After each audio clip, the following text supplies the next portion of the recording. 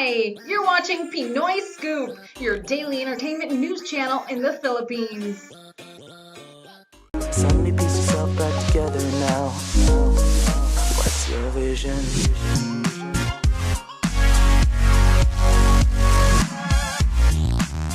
Sobrang excited po kami. Kanina kami natapos. Actually, siya natapos yung mga 5:30 yata. This morning. Siya. So, yeah, super excited po. I mean, sobrang pinaghirapan namin to. So, we're super excited to show it to the people, you know, para mapanood na nila kung sana mag-enjoy sila, sana matouch din sila sa mga nangyari. More than kiligin, it's more about learning and it's really about learning and accepting what happens in a relationship. And that's when you know, that's when you know na mahal mo talaga isang tao, when you learn to accept. Kahit masakit na, accept. Well, syempre, sa story, may kasalanan ng lalaki dito. But doesn't really necessarily mean na pag may kasalanan, hindi ka pwede magbago. Ewan na magbago. Eh, what if yung babae naman ayaw magbago tingin sa lalaki?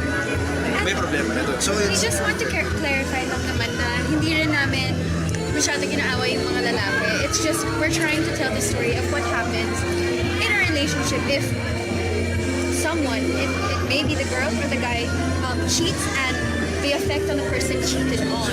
Actually, I've always been afraid of like that pain because, you know, I've been through a lot in life as well. And yes, it's always scary to get hurt. But, you know, just because you're afraid of getting hurt doesn't mean you should stop loving. Because the best thing in the world is to love and to be loved. And why would you be so afraid of that if yung outcome magiging maganda din?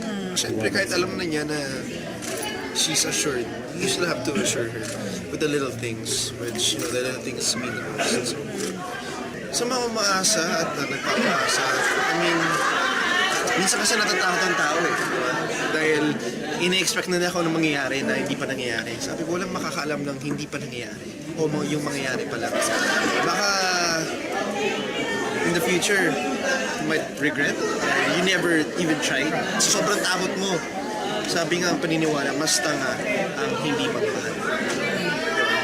Kaysa nagtatangahan ka, at least nagmahal ka. Minsan, di ba, mas masakit man, pero at least, alam mong mas puno ang puso mo, dahil alam mo, nagmahal din naman ako. Hindi lang wala yun. So para sa akin, kung mahal mo isang tao, kahit matatakot ka, mahal ka pa rin. Don't stop yourself from what you feel. You know, if you always stop yourself, dun yung mga tanong mo, stuff like that. So, Thank you for watching today's entertainment news here at Pinoy Scoop. Please don't forget to subscribe. Just click on the subscribe button below.